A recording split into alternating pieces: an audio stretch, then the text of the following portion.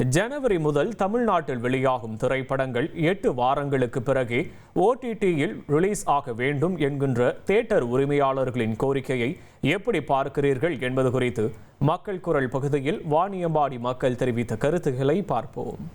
OTTயில் உடனே ரிலீஸ் பண்ணிட்டா சின்ன படங்களுக்கான வரவேற்பு கிடைக்கிறது இல்லை. இப்போ கடைசி விவசாயி மாதிரியான ஒரு படம் நல்ல கண்டென்ட் இருக்கக்கூடிய படம்.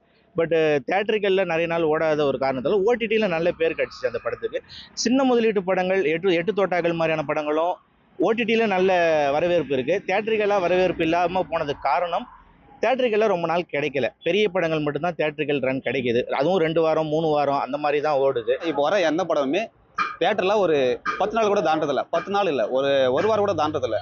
முன்னெல்லாம் வந்த படம்லாம் பார்த்தீங்கன்னா 100 நாள் 200 நாள்லாம் ஓடிச்சு. நீங்கள் கரகாட்ட படம் எடுத்துங்க, அதெல்லாம் ஒரு வருஷம் ஓடி சில்வர் ஜூப்ளிலாம் கொண்டாடி பெருசாக போச்சு. இப்போ ஏன் இந்த மாற்றம் வருதுன்னா OTT வந்துச்சு. எப்படி பார்த்தாலே நம்மளுக்கு அந்த தியேட்டர் எக்ஸ்பீரியன்ஸுன்றது நம்ம வீட்டில் பார்க்குற டிவிலையோ அந்த இதில் எப்பவுமே கிடைக்கிறது இல்லை. ஏன்னா நம்ம அதிகமாக வால்யூம் வச்சா பக்கத்து வீட்டில் டிஸ்டர்ப் ஆகும், அந்த மாதிரி பிரச்சனைலாம் இருக்குது. நம்ம தியேட்டரில் பார்க்கும்போது அதோட ஃபீல் வேறு.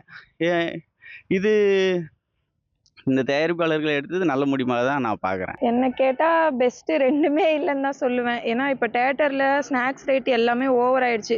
டிக்கெட்டை விட ஸ்நாக்ஸ் ரேட் தான் ஓவராக இருக்குது. இப்போ OTTயில் பார்க்கலான்னா பார்க்கலாம். பட் ஆனால் என்னன்னா வீட்டில் பசங்களை இப்போ என்ன மாதிரி இருக்கிற ஒய்ஃப்லாம் இப்போ கல்யாணம் ஆயிடுச்சு. எனக்கு இப்போ பசங்க இருக்காங்க. என்ன பசங்களை வச்சுன்னு என்னால் பார்க்க முடியல சரியா OTTயில்.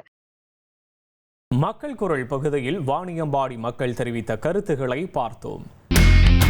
இனி செல்லும் இடமெல்லாம் செய்தி.